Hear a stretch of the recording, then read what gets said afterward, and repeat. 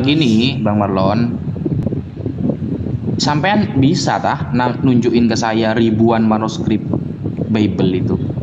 Yang ada ribuan itu dapat dari siapa? Kalau kita ada dua metodenya ya. Yang pertama Enggak, manuskrip. maksudnya Tunggu dulu, maksudnya tunggu gini. dulu. Jangan dijawab dulu. Iya, Kalau nggak maaf. kalau nggak bisa nunjukkan Tunggu bilang dulu. nggak ada Saya aja udah biar nggak tidak masalah. pecah apa yang saya ucapkan ini. Santai dulu, santai dulu. Ya silakan silakan.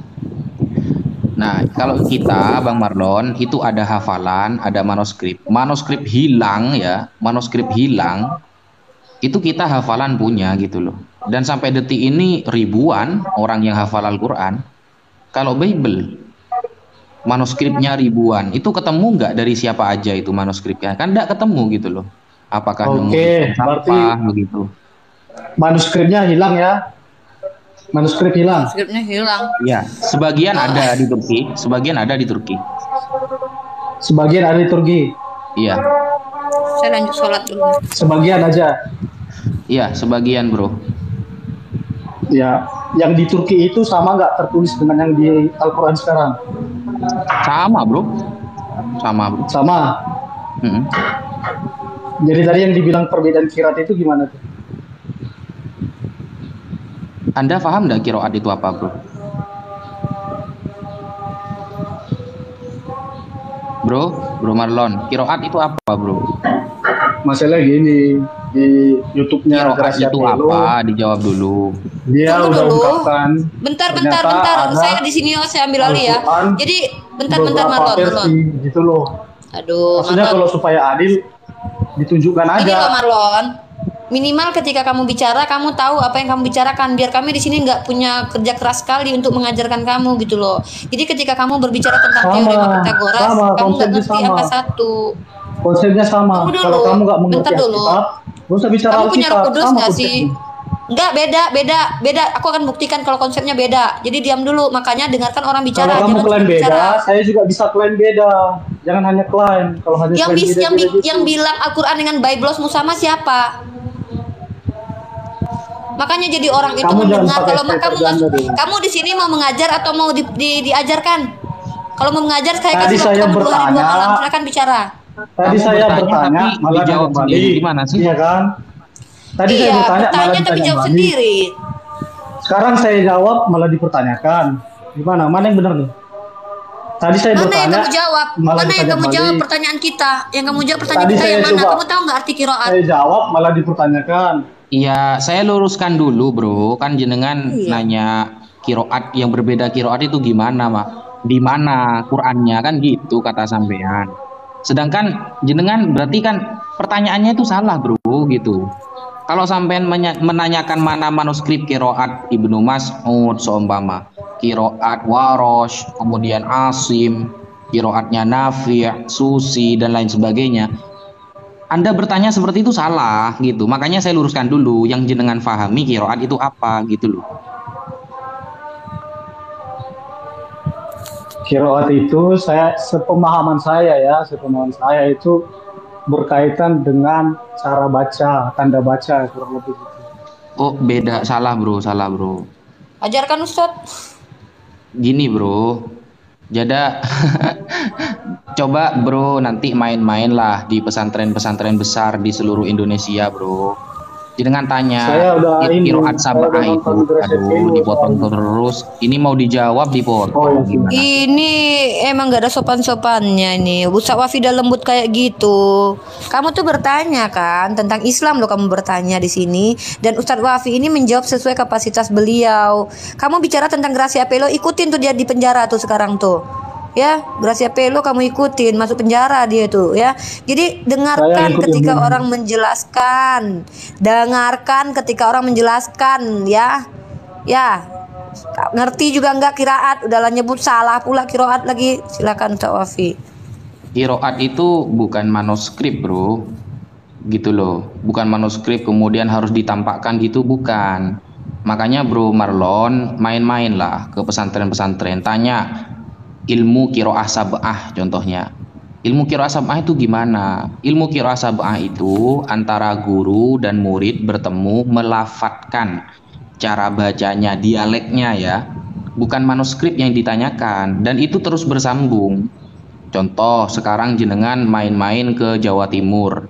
Di sana rata-rata menggunakan kiroah Asim biriwayati Hafs.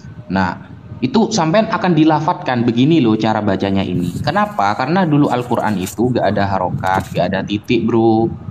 Jadi cara membacanya bukan nukut-nikut seperti di Ibrani, bukan bro. Lain gitu. Jadi kiroah itu cara dialek, cara membaca. Contoh bro ya, saya contohkan.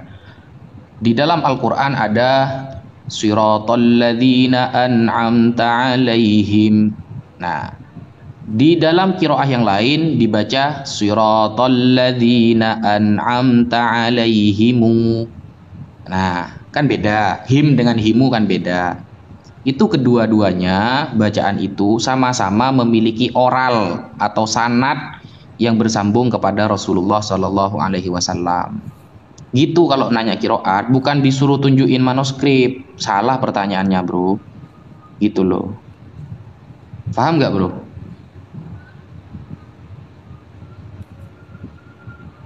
Bro, sudah tewas bro. Ditanya kok tewas. Udah buka tuh mic-nya. Ya.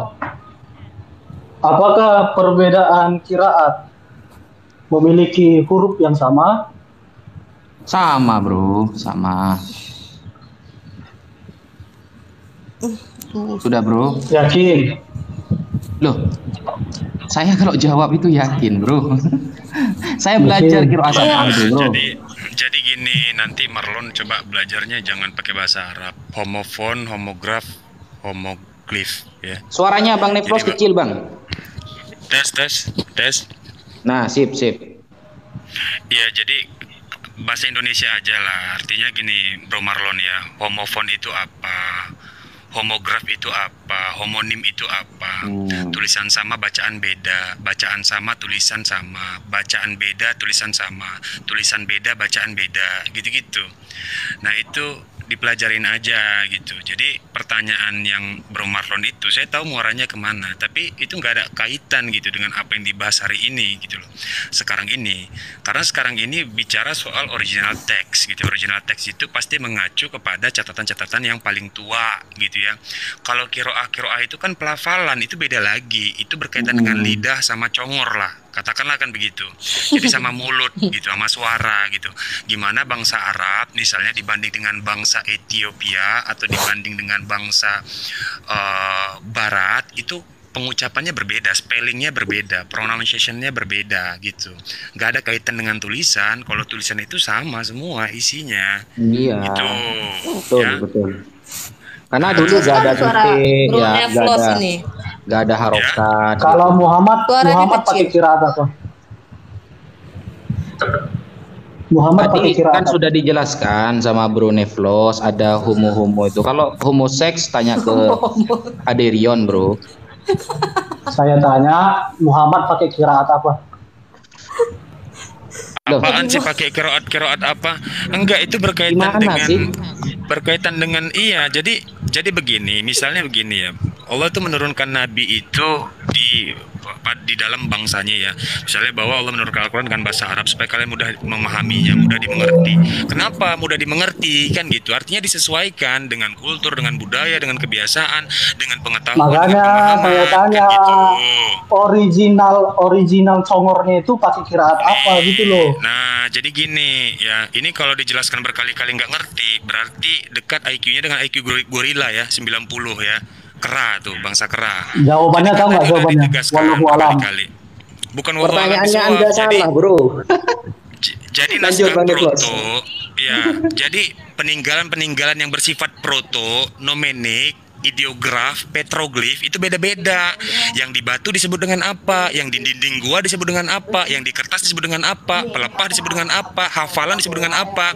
Nah, tapi kalau pertanyaannya mau keren, ya saya bantu. Misalnya gini pertanyaannya, mana yang lebih original pelafalannya? Ya, begini keren. Ya, mana yang lebih original antara hafalan dengan tulisan? Nah, itu baru keren pertanyaannya gitu loh. Misalnya itu mau ditanya ya, mana yang lebih original, hafalan atau tulisan? Yang saya tanya original pengucapannya itu apa? Pakai kiraat apa? Gitu itu aja. bukan pertanyaan, itu bukan pertanyaan. Nah ini kadang-kadang orang nanya yang nggak memenuhi syarat, bukan pertanyaan itu. Itu sama kayak Tuhan bisa mati nggak, Tuhan bisa tewas nggak, itu bukan pertanyaan gitu loh. Jadi Tuhan bisa jadi dua nggak? Bukan pertanyaan itu. Muhammad Ya. ketika menyebarkan firman Allah itu, dia pakai dialek apa? Kiraat apa gitu loh. Oh, kiraat. Karena kan tadi kiraat itu kan banyak-banyak tuh. Lucu pertanyaannya ya. Bukan pertanyaan itu Mulaim, bukan pertanyaan itu. Itu cuman apa ya? Cuman metode untuk menghabiskan durasi aja gitu ya. Jadi karena udah kehabisan cara, jadi nggak itu yang dibahas, fokus lah. Yang dibahas itu bukan itu. Kalau terlepas Pertanyaan misalnya, titipan dari siapa itu, Bro?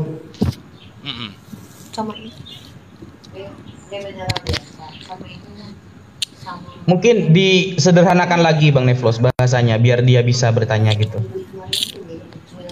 iya, bukan. Tadi sudah pakai bahasa yang paling sederhana sebenarnya. Cuman gini, nggak tahu saya yang ada di dalam kepalanya yang dia inginkan apa. Kalau saya lihat tendensinya, pertanyaan itu merujuk kepada bahwa dia ingin ada bahwa Al-Quran itu Al-Quran yang kita pakai sekarang ini, mushafnya itu adalah mushaf karangan manusia. Nah, sebenarnya itu muaranya kalau saya baca ya dari pergerakan, dari Jangan cara dia. jangan Enggak, ada ilmunya, ilmu semiotik itu. Ilmu semiotik ada, dalam psikologi juga ada itu ilmunya. Dan itu jadi terapan ilmu yang komprehensif bahkan gitu. Jadi saya bisa mengamati gejala itu. Nah, jadi kalau ada pertanyaan-pertanyaan yang nggak memenuhi syarat, itu bukan akademik, bukan akademis, itu udah tendensius namanya. Nah, makanya ya mungkin telat gitu masuknya ya, gitu. Tadi udah asik loh pembahasannya, cuman jadi turun level lagi gitu. Jadi pembahasan kaum sudra kan nggak asik gitu. Ini gejala kejang-kejang ini sudah. Kita sudah tinggi tadi pembahasannya, Bro. Nggak bisa jawab berarti ya? Pertanyaannya salah, Bro. Aduh, gimana sih? Gini. Ada orang gila bertanya. Kira-kira kalau kita nggak bisa jawab, yang gila siapa gitu? Misalnya gini nih ya, ada orang gila bertanya. Kalau kita nggak bisa jawab, yang gila siapa? Nggak bisa jawab ya? Kalau kamu nggak bisa jawab, kamu bermain di arena pribadi, begitu loh. Berarti itu memang siapa? Begitu. Kalau kamu nggak bisa jawab, saya tanya Zulkifli nih. Iya, jadi orang gila. Salah, Bro. Saya orang gila sama jenengan. Saya udah pelan loh, cuman kalian nggak jawab loh. Ya, mau bagaimana lagi bahasanya itu?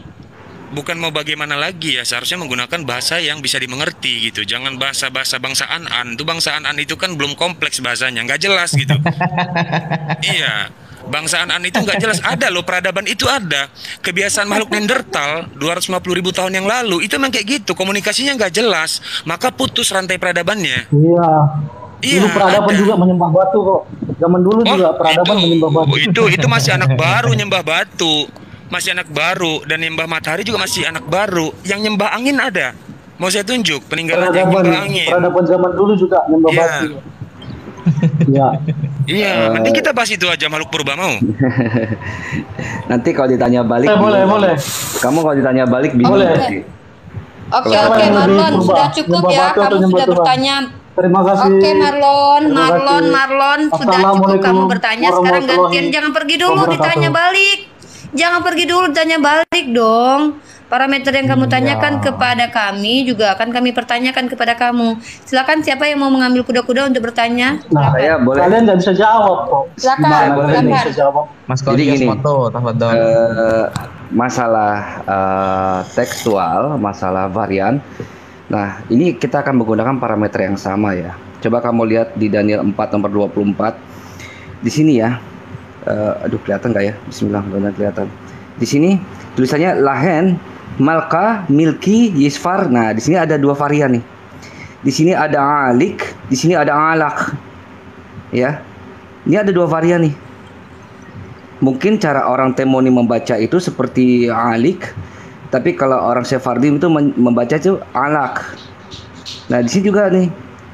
Ya, di sini ada Wehosik, di sini ada Wehasak. Nah, ini ada dua varian, ada dua dialek yang digunakan. Nah, sekarang pertanyaannya, Daniel ini menggunakan dialek yang mana? Silakan.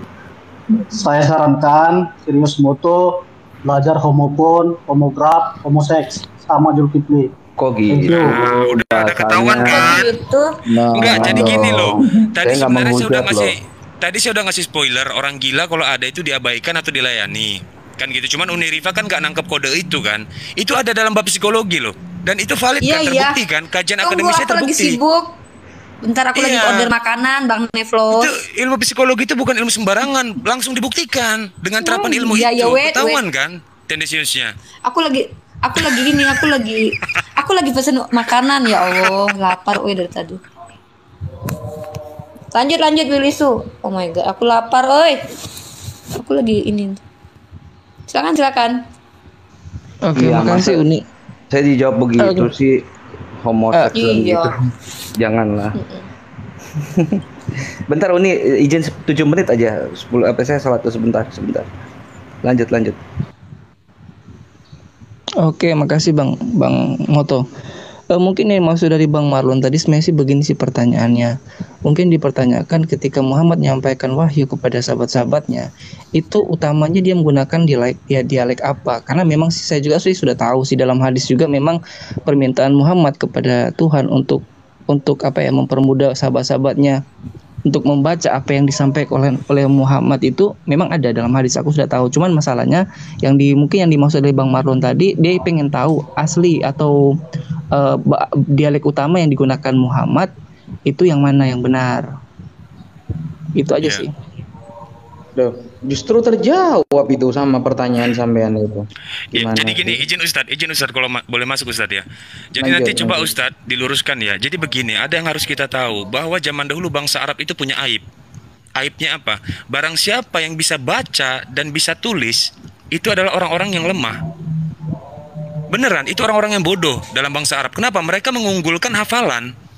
Itu budaya, makanya pendekatannya nggak bisa hanya melibatkan satu instrumen, harus berbagai macam instrumen gitu.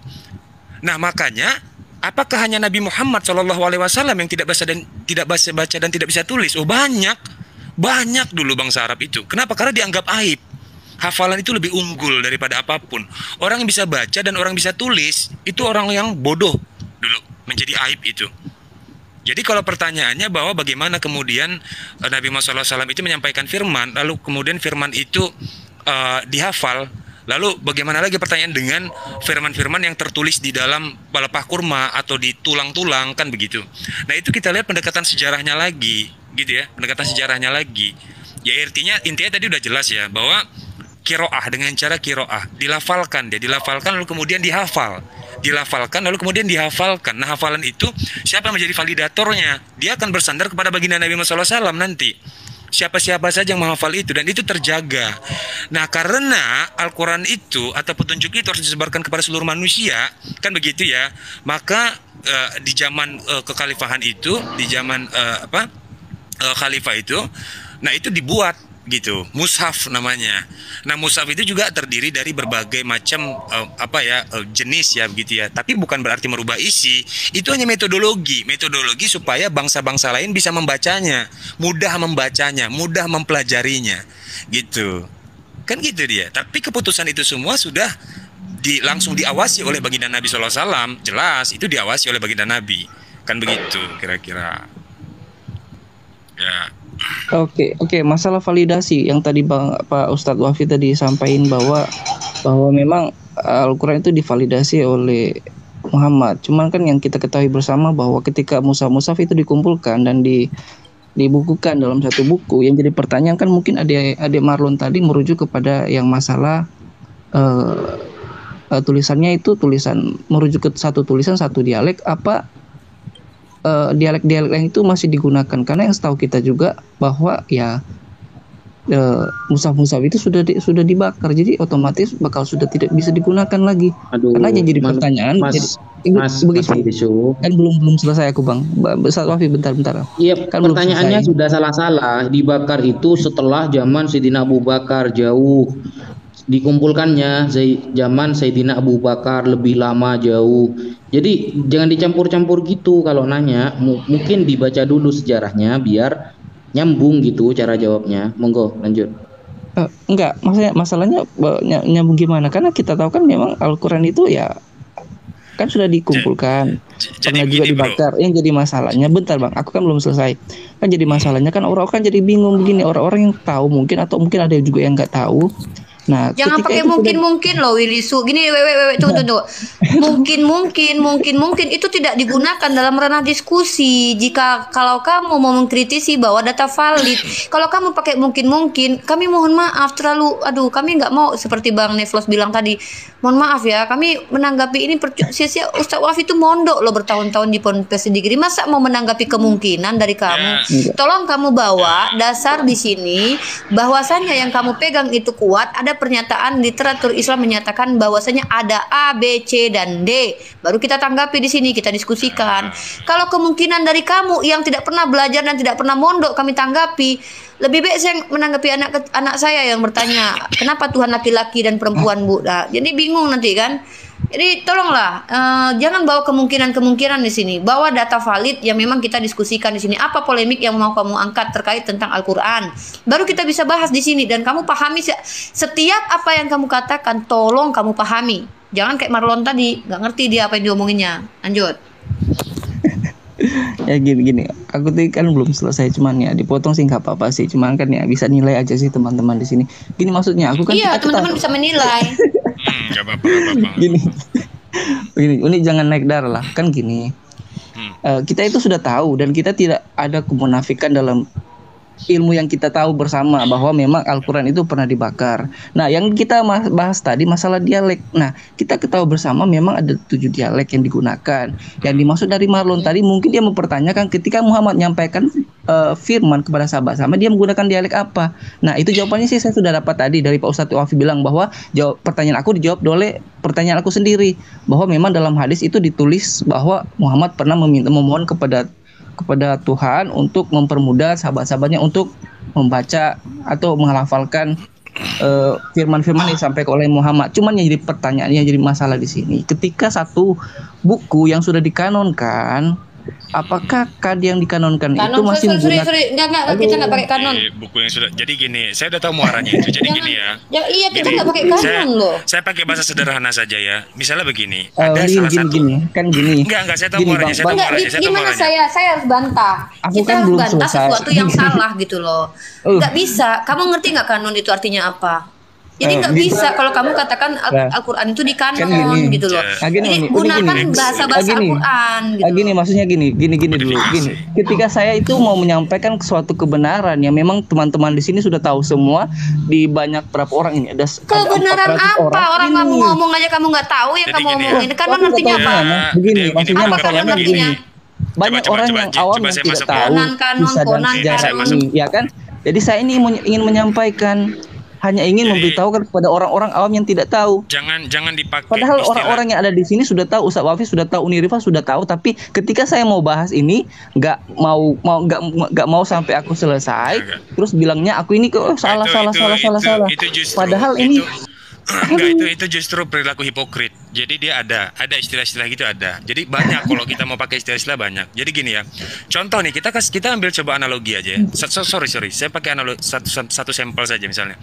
Bahwa kalau memang Al-Qur'an itu misalnya ya, atau Nabi Muhammad SAW itu menyampaikan firman Allah itu dengan pelafalan, apakah serta-merta pelafalan itu sudah memiliki gramatikal di dalam bahasa Arab atau belum? Kan gitu dia.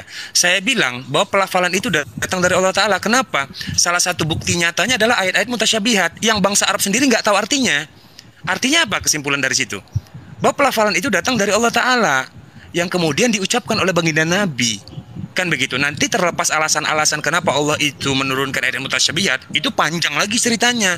Cuman intinya itu menjadi satu rujukan kita, bahwa tidak serta-merta apa yang sudah diketahui oleh bangsa Arab yang berkaitan dengan ilmu lingual itu ada 2. Pertama yang disebut dengan fonemik, yang kedua fonetik. Nanti belajar lagi, cek di Google. Fonemik itu apa? Ilmu bunyi, ilmu suara.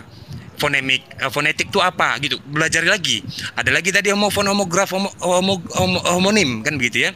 Nah, jadi tidak serta-merta bahwa seolah-olah Nabi Muhammad SAW itu ketika dia mendapat firman, dia menyampaikan sesuatu yang diketahui oleh bangsa Arab dengan caranya. Oh enggak, Nabi Muhammad tidak menyampaikan dengan caranya, tetapi dengan perintahnya gitu. Nah sehingga ditangkap oleh bangsa Arab, ditangkap oleh para sahabat. Wahai Muhammad, apa ini kira-kira artinya? Kan begitu kira-kira. Ya hanya Allah mengetahui kalau ayat mutasyabihat itu. Nah tujuannya apa dimusafkan? Karena memang ayat ini akan disebarkan kan begitu kepada bangsa-bangsa lain supaya mudah difahami. Maka dibuatlah satu metodologi penulisan. Kan gitu ya, penulisan. Nah nanti penulisan itu terdiri dari beberapa cabang-cabang ilmu lagi. Kan begitu, bagaimana bicara soal harokat, makhrajul huruf, tajwid dan lain sebagainya. Itu pas nanti Ustadz Wafi yang menjelaskan itu. Tapi secara point of view-nya bahwa Nabi Muhammad SAW itu menyampaikan lafalannya sesuai dengan apa yang diperintahkan dan apa yang dihafalnya gitu ya. Nah nanti bangsa Arab peradabannya lebih maju untuk membuat satu gramatikal baru, itu urusan lain. Itu urusan lain karena always changing. Bahasa Arab ini bertambah dan bertumbuh terus dia. Oke? Ya itu aja mungkin. Oke, sudah. Nah, oke, giliran saya ya, supaya kan teratur, jangan dipotong-potong. Begini, aku lebih senang kalau misalnya ada 439 orang yang menonton. Karena begini, apa yang saya sampaikan itu sesuatu yang memang tertulis dalam hadis dan itu merupakan sejarah.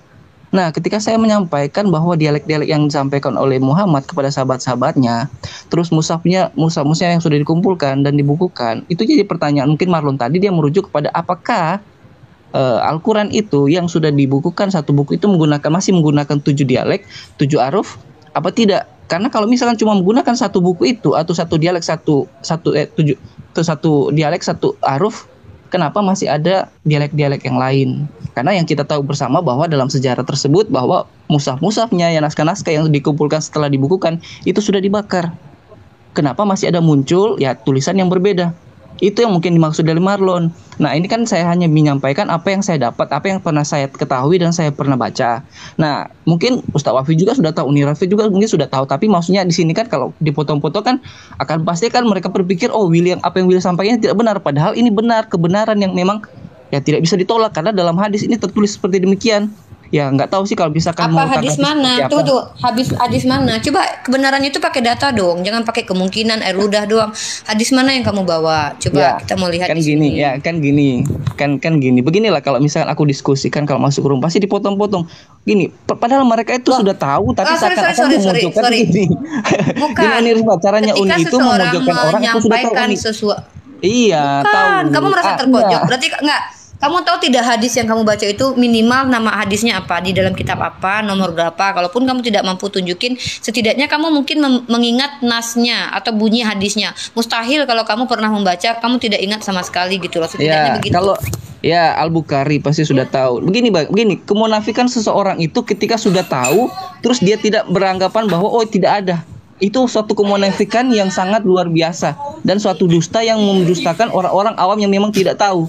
Karena apa yang saya sampaikan ini adalah sesuatu kenyataan, kebenaran yang mereka pengen kayak simpan-simpan gitu sampai di dompet saya mana masuk gitu. Dulu ya, Mas Willy. Oke, Ustaz Wafi. Oke, siap. Gini, Mas Willy. Contoh gini, Mas Willy. Gini ya. Ini. Dulu ya, kan tidak ada harokat, bahkan tidak ada titik. Awalnya. Tidak ada harokat, tidak ada titik. Ini sudah saya coba contohkan ya, saya tulis ya. Nah, manuskripnya satu, begini. Manuskripnya satu. Nah, Rasulullah itu menyampaikan dengan 7 kali versi. Contoh, Ar-Rahmanir-Rahim, Maliki Yaumiddin. Nah, kepada Sayyidina Abu Bakar, kepada Sayyidina Umar, Ar-Rahmanir-Rahim, Maliki Yaumiddin. Kepada Sayyidina Ali, Ar-Rahmanir-Rahim, Maliki Yaumiddin. Jadi teksnya satu, manuskripnya satu, dilafadzkan oleh Rasulullah dengan menggunakan 1, 2, 3 cara baca. Paham nggak? Gitu, Mas Wilisu. Jadi kalau ditanyakan contoh qiraah Asim ya, qiraah Asim biriwayati Hafiz. Ya, biriwayati Hafs. Ini harus ada original teksnya. Kemudian Nafi. Ini harus ada original teksnya. Gak gitu. Jadi teksnya satu manuskripnya. Cuma Rasulullah memberikan kiroah ya, dialeknya mencontohkan beberapa kali. Gitu Mas Bilisu, biar paham. Biar gak minta manuskrip ini kiroah ini gak gitu. Jadi biar nyambung lah gitu. Lanjut Bang Oke. Neflos. Aku pertanggapi dulu Bang Ustaz Wafi. Begini Bang Ustaz Wafi, yang Ustaz Wafi bilang itu aku tahu. Cuman masalahnya kan gini. Tadi kan saya sudah sampaikan tadi bahwa ketika sudah dibukukan dalam satu buku, satu tulisan, satu dialek, itu yang saya maksud tadi. Mungkin Ustaz Wafi sudah ngerti sih maksud saya. Ketika sudah dibuka dalam satu buku, satu dialek, kenapa masih ada lagi ya Wars, ada Hafiz, ada lain-lain lagi ya. Itu yang saya maksud Ustaz Wafi.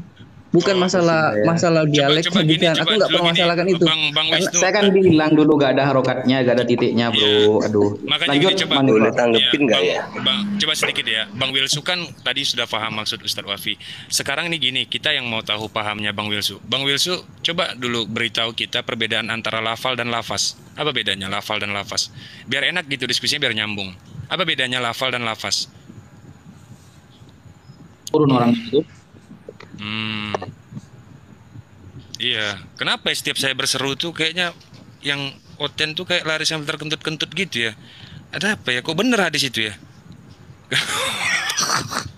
Itu Bisa bukan gitu ya? Oten, itu mah iblis, bukan Oten. Bukan Oten ya. Jadi apa tuh? Dia apa? Iblis. Jadi Itu ada dia kira Ananias tuh. kan gini ya teman-teman ya. Dulu kan lafat itu gak ada titiknya, gak ada harokatnya, sudah kosongan. Manuskripnya satu, disampaikan oleh Rasulullah dengan beberapa kali contoh bacaan seperti tadi. Nah, akhirnya kan para ulama, para sahabat ini kan menulis untuk mempermudah umat lain di luar Arab, atau kita istilahkan bahasa ajam ya. Orang ajam itu agar bisa cara bacanya, lalu dikasihlah harokat, dikasihlah titik.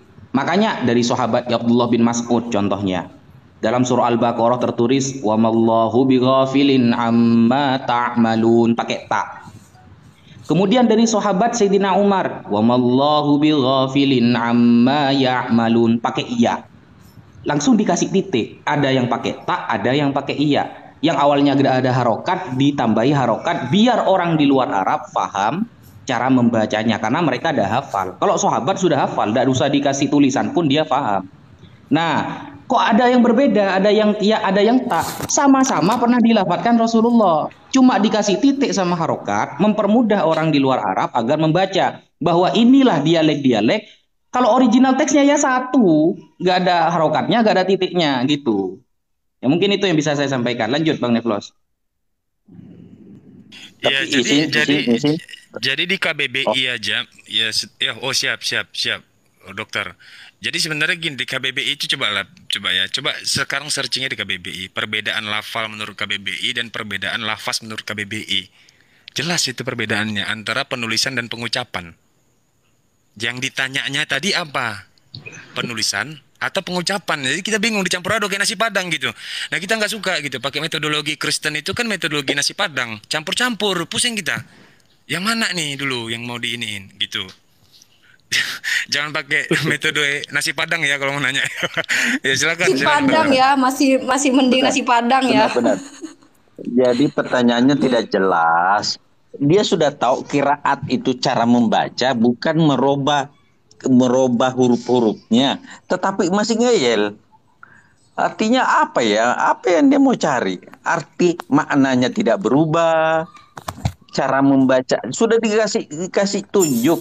Bismillahirrahmanirrahim. Maliki yaumiddin. Kemudian tadi kadang kan waduhe, artinya barangkali sesuai dengan lidahnya orang ini. Barangkali Ustaz Sofiana dan saudara-saudaraku semuanya, Uni Rifa, apa namanya dulu kenapa namanya sudah berubah Nelpros.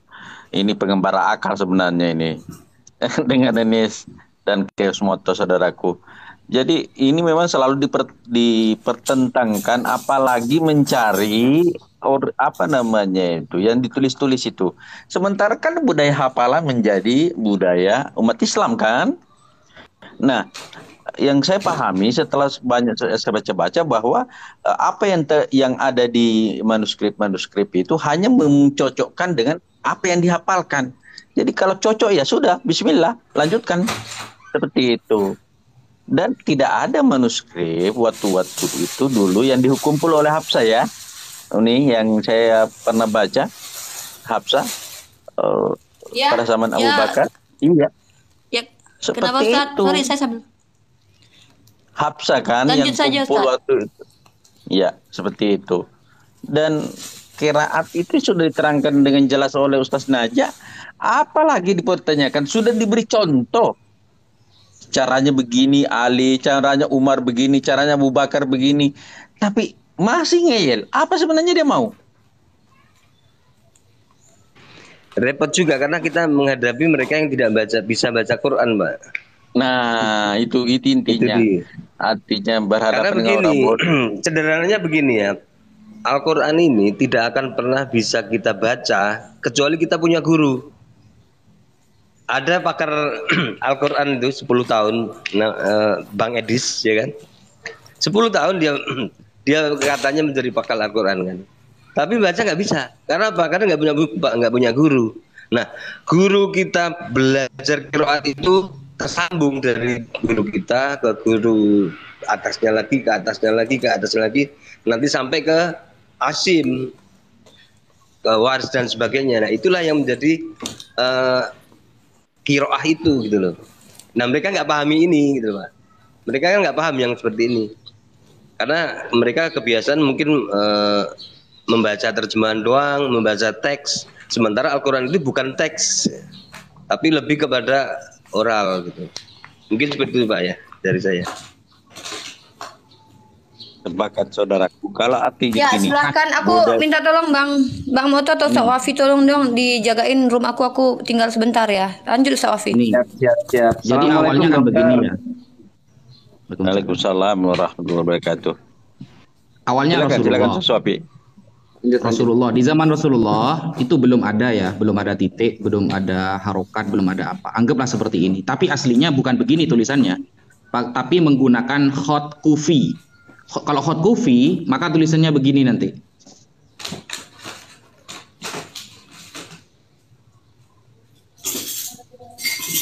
Coba saya anukan dulu.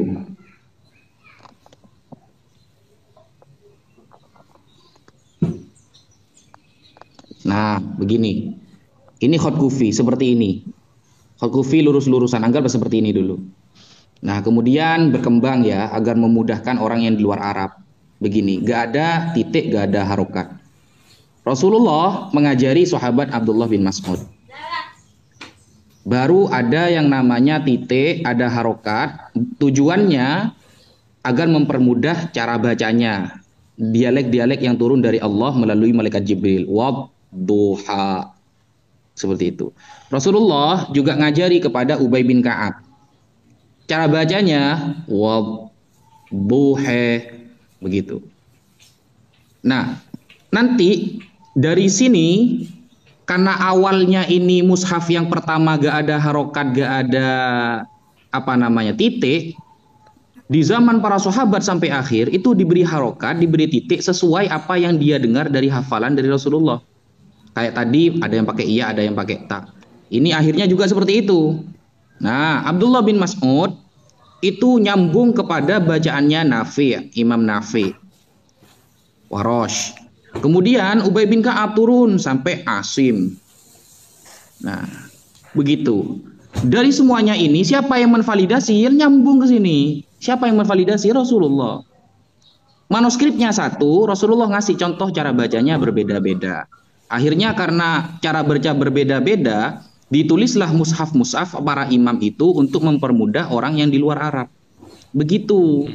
Gitu loh maksudnya. Lanjut, teman-teman. Izin Ustaz sekali. Ini mungkin juga menjadi pertanyaan beberapa teman-teman di bawah ya. Saya yakin tuh, saya coba ramal begitu ya pakai antena saya.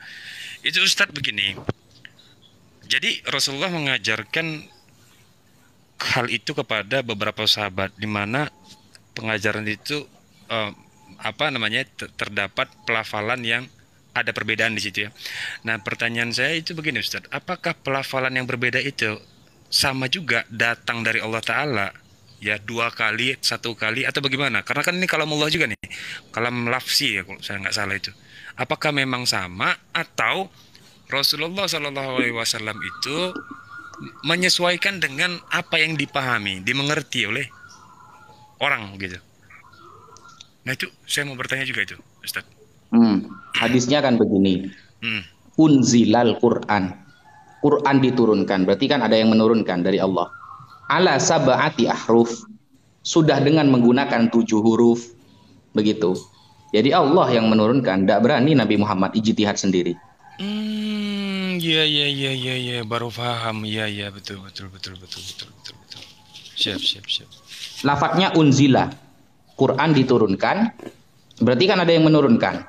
Betul. Yang menurunkan, karena itu yang mengucapkan Rasulullah, berarti yang menurunkan kan Allah. Nah, ala sab'ati ahruf, dengan menggunakan 7 dialek. Gitu. 7 dialek ya. 7-7-nya itu datang dari Allah Ta'ala. Betul. Oh, siap. Baru paham. Siap. Kan itu ada dalilnya itu Bang Neflos, di mana Rasulullah minta kan sama malaikat qiraat itu. Ya. Ada dalilnya itu. Betul. Siap. Karena kenapa kok Rasulullah sampai minta? Melihat para sahabat ada yang di berbagai daerah Jazirah Arab itu sulit mengucapkannya gitu. Kita kalau nggak percaya teman-teman ya, sampai sekarang orang Arab ya, ketika huruf pertama kasroh lalu langsung dhammah itu mereka sulit.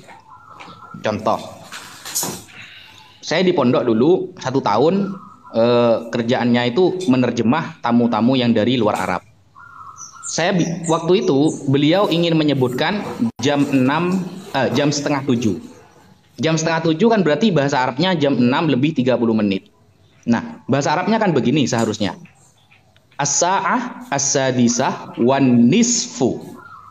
Nah, Arab itu tidak bisa bilang nisfu, tapi bilangnya as-sa'ah as-sadisah wan nus gitu. Nisfu itu susah mereka. Jadi nus langsung seperti itu. Intinya seperti itulah teman-teman, contohnya. Nah, begini Ustaz, sekali lagi saya juga mau bertanya ini untuk saya pribadi, Ustaz. Jadi misal seandainya begini, pada saat kita sholat begitu ya, kita menunaikan rukun-rukun sholat, lalu kemudian mungkin di dalam pelafalan kita pada saat sholat itu terjadi kesalahan, mungkin bisa jadi tanpa kita sadari, atau mungkin karena kita tidak belajar secara komprehensif ya, maksudnya dengan lafaz-lafaz itu terhadap lafaz. Pertanyaannya adalah apakah kira-kira itu bisa membatalkan rukun sholat atau tidak? Begitu kira-kira ketika ada pelafalan yang bukan begitu sebenarnya bunyinya, berkaitan dengan tadi 7 metode dialek yang diajarkan oleh baginda Nabi. Nah, begini Mas Neflos. Kalau masalah sholat itu dibagi jadi 2. Ada rukun qauli, ada rukun fi'li. Rukun yang berupa gerakan, ada rukun yang berupa ucapan.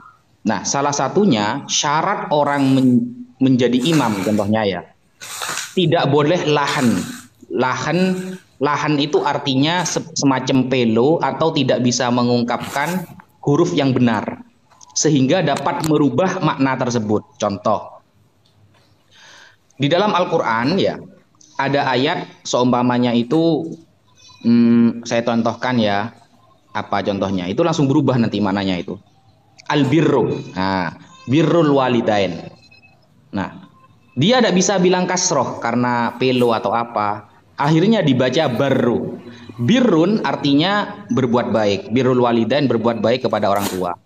Barrun artinya daratan, burrun artinya gandum, padi. Langsung berubah maknanya. Nah, orang yang seperti ini tidak boleh jadi imam. Kenapa? Merubah lafadz. Kalau metode dialek yang digunakan itu boleh. 7 dialek manapun, contohnya wadduha, wallaili idza saja, boleh. Tapi kalau sampai merubah huruf itu yang membuat batal sholatnya dia. Mantep. Makasih Ustaz. Ini ada saya pertanyaan. Ini saya himbau untuk teman para laki-laki yang belum menikah, lebih baik ya sebelum Anda jadi imam untuk istri Anda, ya coba fasihkan lagi dalam membaca ya. Karena nggak boleh jadi imam. Syarat jadi imam itu tadi seperti yang dikatakan oleh Ustadz Wafi ya, nggak boleh sembarangan tuh. Ada Bang Desmos yang sering ini ya.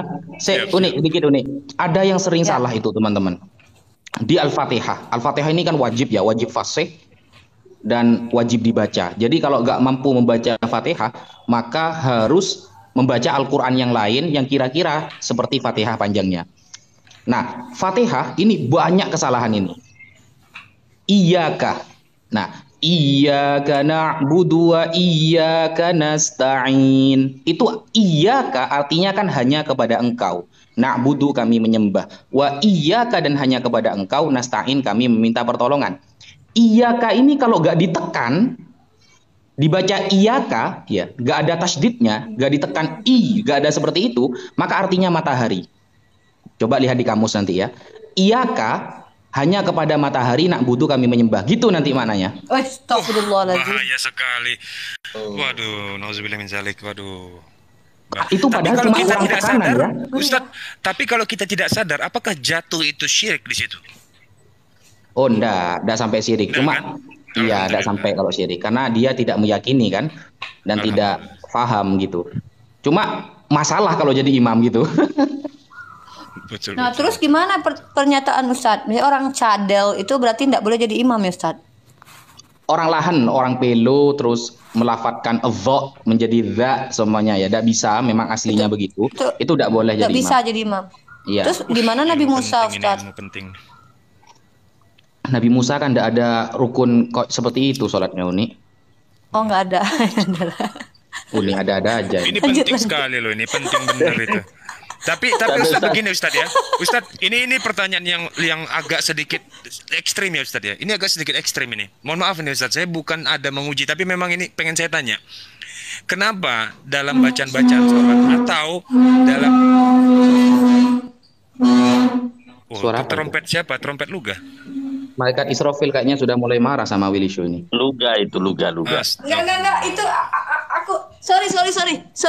Aku lagi geser kursi, bentar lagi nyapu.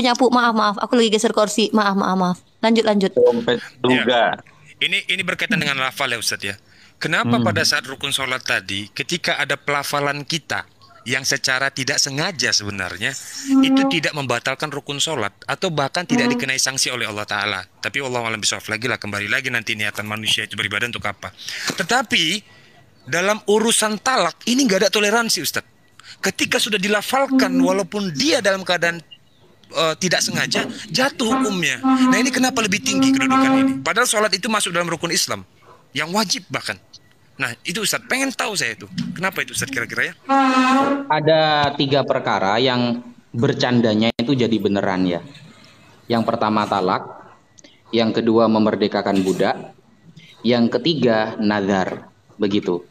Jadi contoh saya bercanda, istriku jangan saya lah, orang lain gitu. Dia mentalak istrinya. Keadaan bercanda itu terjadi. Langsung terjadi. Seperti itu. Dan nasnya, hadisnya ada. Nah, apalagi yang tidak boleh bercanda? Memerdekakan budak dulu ya. Dulu kan kalau perang, kalau ada orang yang ditawan kan dijadikan budak. Nah, ini bukan berlaku cuma sama Islam, Romawi juga gitu, banyak budaknya. Nah, ketika saya mengatakan kamu sekarang merdeka, hanya bercanda, maka terjadi. Nah, hal-hal seperti itu maksimal ya, sejauh apa yang sudah saya baca. Kalau ditanyakan kenapa kok bukan sholat, kok apa namanya itu, kok harus bercanda. Nah itu saya belum mendalami apa hikmah di dalamnya. Tapi nasnya dari Rasulullah sudah seperti itu. Jadi 3 perkara itu, makanya di dalam hukum fikih, kalau ada orang main film ya, main film seumpama suami istri, di film itu dia memperagakan mentalak istrinya, padahal cuma main film, terjadi itu. Begitu. Oh, ya. Ketika pemeran itu memang benar-benar suami istri ya dalam kehidupan nyata ya. Terus dia memperagakan, dia mencerai waktu itu. Terjadi itu. Oh, waduh, perhatikan ya untuk kaum laki-laki lagi ya, jangan pernah bercanda sama istri ya terkait dengan hal-hal yang berkaitan dengan talak ya atau perpisahan ya. Jatuh hukumnya, berzina seumur hidup nanti. Ya, Ustaz silakan. Saya Wafi, pernah dengar, kalau marah mengucapkan talak dalam keadaan emosi tidak sah. Ustaz, bagaimana itu? Kalau dalam keadaan emosi, 4 mazhab itu berbeda pandangan. Mazhab Syafi'i mengatakan Iya. terjadi. Dalam kitab Fathul Mu'in. Hah? Kalau Ya saya tahu misalnya dalam keadaan emosi tidak berlaku. Bagaimana? Oh, Imam Syafi'i berlakukan ya? berlaku Imam Syafi'i. Kalau Imam Hambali enggak. Waduh. Ustaz Wafi, misalnya dalam film itu perannya itu akad nikah, itu sah jadi suami istri atau tidak itu Ustaz Wafi? Sah. Kalau sampai Sah, apa syaratnya terjadi. Ini bahaya. Ini bahaya. Sama ini Ustadz terakhir, Ustadz sedikit Ustadz. Saya pernah mendengar bahwa kalau ada bercanda yang berkaitan dengan perjodohan, kita jodohkan nanti anak kita, itu wajib dilaksanakan Ustadz. Itu betul atau Oh, tidak enggak. sebenarnya? Enggak. Secara hukum. Enggak. Oh tidak ya? Enggak. Siap. Tapi kalau main film ya, kan main film ada menikah biasanya ya. Ada saksi, ada wali. Syaratnya sudah terpenuhi, padahal cuma main film. Terjadi itu. Siap. Jadi Terima sah kasih dia banyak sebagai Ustadz. istri Terima ya? kasih banyak. Alhamdulillah, terima kasih banyak Ustadz. Iya, saya juga Banyak sekali pasangan apa itu, namanya itu? Ustaz. Gimana? Banyak sekali pasangan dalam film yang sudah terjadi itu. Oh enggak, karena bukan Lihat walinya rukunnya kan. dulu. Rukunnya kan salah satu walinya harus hadir. Nah, berarti Ustadz, ketika ada seseorang yang tidak tahu hukum tersebut, lalu kemudian mungkin di masa lalu dia pernah mengucapkannya sampai lebih dari 3 kali, karena dia tidak punya pengetahuan tentang itu, apakah hubungan itu dikenai sanksi zina atau tidak Ustadz? Nah, Ini begini, penting sekali ini. begini. Ada dosa yang nggak ada toleransi dalam agama, bahkan nggak ada daruratnya, gitu. Kan biasanya kalau kita darurat makan babi boleh kan ya? Kalau kelaparan tengah hutan seumpama. Ada dosa yang meskipun darurat tidak boleh, dan meskipun bagaimanapun tidak boleh. Itu cuma 2 ya. Yang pertama membunuh, yang kedua berzina. Jadi membunuh dan berzina adalah dosa yang nggak ada toleransinya. Itu yang pertama. Kemudian masalah pengetahuan, saya tahu atau tidak. Nah, ulama fikih ini sampai seperti ini, ketatnya itu ya. Dilihat dulu, kata para ulama. Kalau dia hidup di tengah hutan, yang jauh dari ulama, tidak ada akses untuk menelpon atau apa, maka dia tidak dihukumi apa-apa. Gitu. Tapi kalau dia itu bisa menelpon ulama, ustadz, dan apalagi hidup di kota, bilangnya tidak tahu, berarti terjadi tetap. Berarti salahnya 2 kali. Yang pertama tidak belajar orangnya, tidak mau belajar. Yang kedua karena dekat dengan ulama gitu. Waduh. Saya nggak tahu ya, mungkin apakah nanti di yaumil akhir ya. Waduh. Atau nggak tahu di Indonesia ini mungkin sudah berapa orang yang hidup di dalam perzinahan, yang dimana dia mengetahui bahwa dia menikah begitu. Karena bercanda tadi. Masalahnya kan ya Pak, kecuali hidupnya di Kalimantan Utara atau di Kalimantan Tengah ya, yang masih banyak hutannya. Tapi waduh, ini bagaimana ya solusi untuk keadaan seperti ini ya Ustadz ya, kadang-kadang ya. Apakah boleh langsung Makanya kata para ulama itu laulal ulama lakana nasu kal bahaim. Andaikan tidak ada ulama, orang-orang seperti hewan gitu.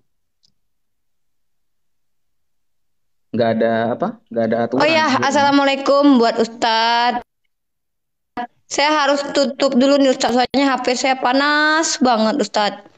Mungkin harus istirahat dulu handphone. Suaranya hilang. Nanti. Halo? Makanya kadang suaranya hilang. Sudah Iya, panas sudah panas mungkin. banget Ustadz. Maklum lah HP biasa, Oke, bukan makasih iPhone banyak. kan. Iya. Banyak. Ya nanti bisa disambung teman-teman. Insya Allah ba'da maghrib kita buka lagi. Oke, makasih. Nanti Ustaz Wafi kita paksa undang nanti. Nggak bisa pakai laptop lagi di ini. Ya, mohon maaf ya teman-teman yang seorang. Masya Allah Ustaz Wafi, mudah-mudahan ilmunya barokah buat teman-teman semua. Atau Ustaz Wafi buka room, teman-teman berpindah ke 300 ini ke roomnya Ustaz Wafi. Bisa banyak bertanya sama Ustaz Wafi. Ya. Siap, Oke. insya Allah. Saya Oke, saya kurang close. minat ngaji Ya, fikih ini, Uni. kan Ustadz kayak gitu lah Ustadz tuh. Apa ya? Ustadz suruh-suruh Saya saya ngaji, saya dulu pernah loh ngaji fikih setiap hari Kamis itu loh di apa di live saya ya ngaji fikih bab menikah, bab talak. Tapi tetap yang naik bertanyanya masalah oten gitu. Oh, males wes. Yaudah ya, silakan berpindah ke Rumus Tawafi. Mohon maaf, saya harus istirahatkan handphone dulu dan saya juga harus beres-beres dari bunyi trompet sangkakala tadi kan. Pindah-pindah kursi saya ya. Mungkin itu saja teman-teman. Mohon maaf ya kalau ada kata-kata yang salah. Dan Ustaz Wafi terima kasih banyak ilmunya dan Ustaz Dokter dan Bang Ananis juga Bang Kurios Moto. Wabillahi taufiq wal hidayah. Assalamualaikum warahmatullahi wabarakatuh. Waalaikumsalam. Waalaikumsalam warahmatullahi wabarakatuh. Udah sondi, pindah udah sondi.